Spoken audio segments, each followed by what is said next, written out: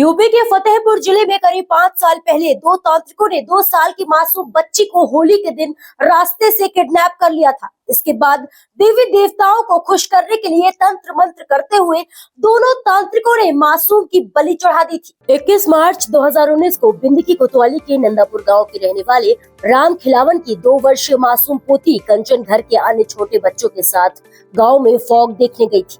काफी देर तक वापस घर न लौटने पर मासूम की तलाश शुरू कर दी गई, लेकिन कुछ पता नहीं चला था। दूसरे दिन एक नाले में मासूम का शव पड़ा मिला था। बच्ची के दोनों हाथ कटे थे, वहीं शव का पेट फाड़कर कलेजा भी निकाल लिया गया था। शव की दशा देखकर पीड़ित की तहरीर के आधार पर पुलिस ने मामले में अपहरण के साथ हत्या का मुकदमा दर्ज किया था। इसके बाद मामले की जांच पड़ताल शुरू कर दी थी। विवेचना के दौरान गवाहों से पता चला था कि गाँव का ही रहने वाला तांत्रिक हेमराज और उसका चेला ननकू देवी देवताओं को खुश करने के लिए बच्चों की बलि चढ़ाता है। इस पर पुलिस ने उक्त आरोपियों को गिरफ्तार कर पूछताछ शुरू की।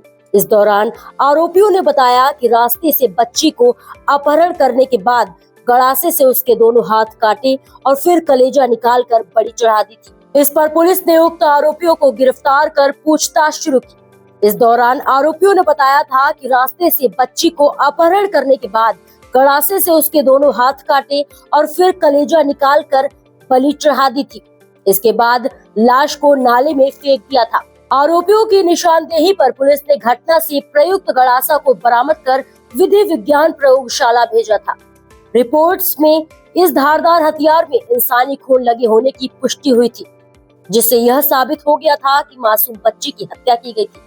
इसके बाद पुलिस ने आरोपियों के खिलाफ कार्रवाई करते हुए जेल भेज दिया था। शुक्रवार को मामले की अंतिम सुनवाई के दौरान अभियोजन पक्ष की ओर से पेश किए गए सबूतों और गवाहों के आधार पर अपर जिला और सत्र न्यायाधीश कोर्ट प्रथम के जज डॉक्टर मोहम्मद इलियास ने मासूम की बलि देने के आरोपी तांत्रिक और उसके चेले को दोषी ठहराते हुए आजीवन कारावास के साथ 28 हजार रुपए का जुर्माना भी लगाया है। मैं कल्पना पांडे, सहायक जिला शासकीय अधिवक्ता फौजदारी, अपर जिला जज कोर्ट नंबर 1 में कार्यरत हूं। आज हमारे यहाँ जो भी फैसला हुआ है बहुत ही शानदार फैसला हुआ है, क्योंकि अभियुक्त गण जिनको सजा सुनाई गई थी वो तांत्रिक थे और तंत्र विद्या जगाने के लिए छोटे छोटे बच्चों को किडनैप करके उनकी बलि दे देते थे। और ये घटना नंदापुर गांव बिंदकी थाने की है।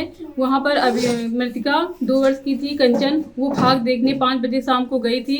तो शाम को वहां पर गली में मौजूद अभियुक्त हेमराज जो सेमेसी गांव का है और अभियुक्त ननका जो सिलावन गांव का रहने वाला है, उन्होंने बिटिया को किडनैप कर लिया। किडनैप करने के बाद अपने घर में उसको रखा। रखने के बाद उसको आला गड़ासा से काट कर उसका कलेजा काटा, हाथ काटा, पैर काटा। उसके बाद देवी जी में बलि चढ़ा दी। बलि चढ़ाने के बाद शव को साक्ष्य छिपाने के लिए नाले में डाल दिया, जो खजुआ पेट्रोल पंप के पास नाला है वहाँ पे डाल दिया।